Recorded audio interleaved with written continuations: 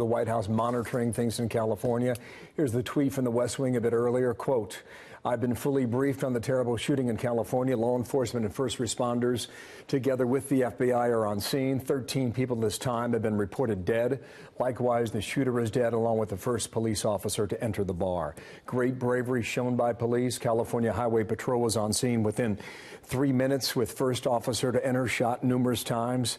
That sheriff sergeant died in the hospital. God bless all the victims and families of the victims. Thank you to law enforcement. End tweet there. I want to bring in Kellyanne Conway with the North Lawn, and good morning to you. Tough day here. Counselor of the President, what more can you add about what he has been told about this? Well, the president, I'm sorry, Bill, the president has put it perfectly, expressing his condolences and obviously saying that the FBI is working with those on the ground in California to investigate. You know how this goes. You've got loved ones probably still searching for their children. You have first responders and emergency room personnel treating the wounded.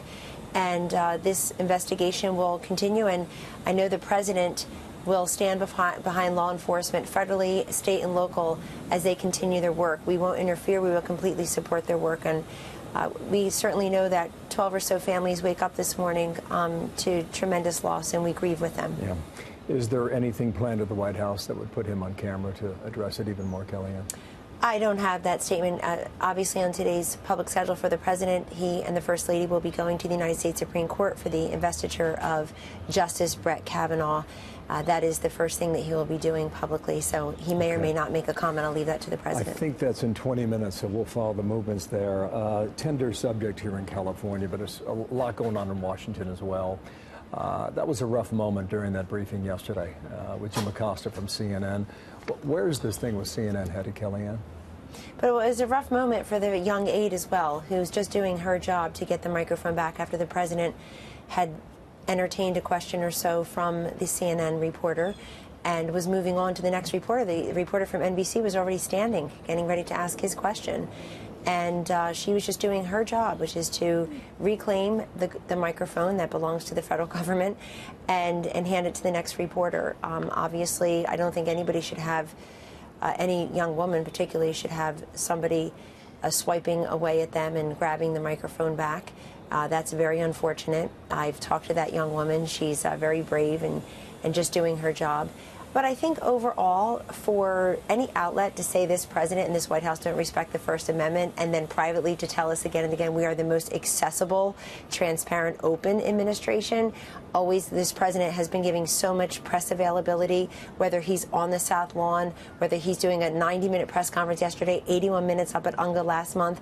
You know, just yesterday, Bill, President Trump answered 68 questions from 35 different reporters over the span of 90 minutes.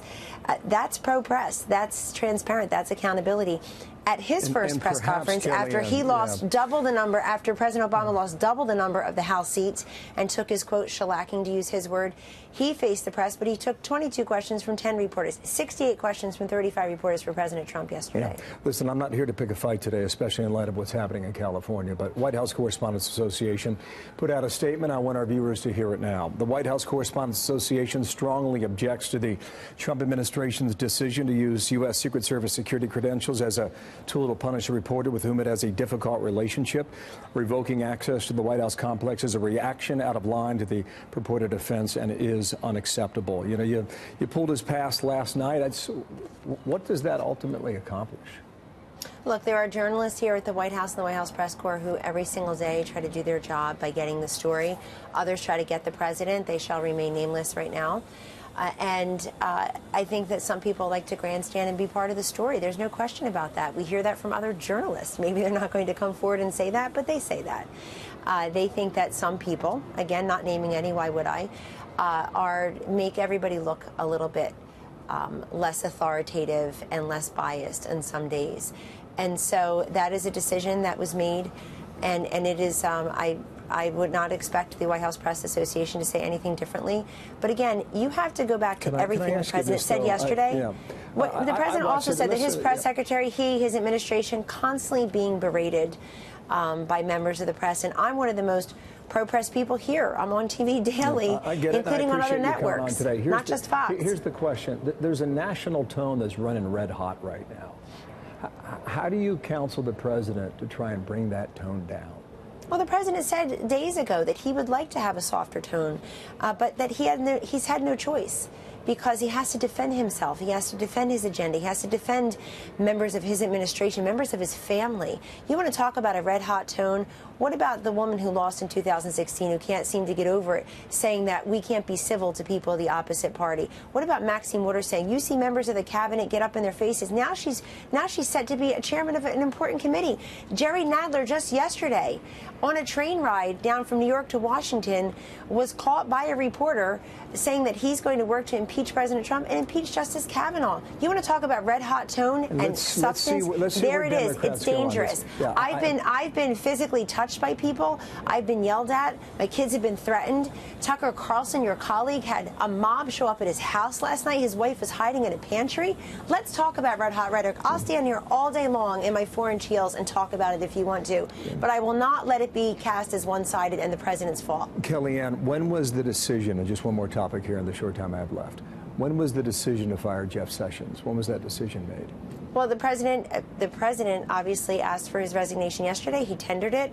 It's been a fraught relationship that you have covered on your program and elsewhere on your network for many months, if not the better part of a year and a half. It's been a long time coming. But look, I think many people, including the president yesterday, commended General Sessions for his years, his service. He's been a public servant for 40 years down in Alabama, here in the United States Senate, and as Attorney General.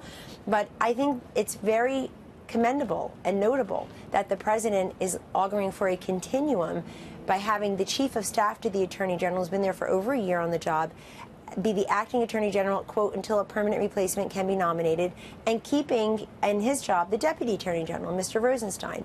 So this is a continuum. The Mueller investigation will continue. I would note for you the ABC News polling that came out 2 days ago. Okay. 42% say they approve of the way Mueller's handling the investigation. 46% disapprove. And in a separate question, 41% say that the investigation is justified, and 54% believe it's politically motivated. That's ABC News data. Yeah, understood. Kellyanne, I apologize. We've got some more breaking news, believe it or not. Absolutely. This is the tone by which we operate now, the speed, but I hope you come back. Thank you so much. Thank you, Kellyanne Bill. Conway from the North Lawn. Appreciate it.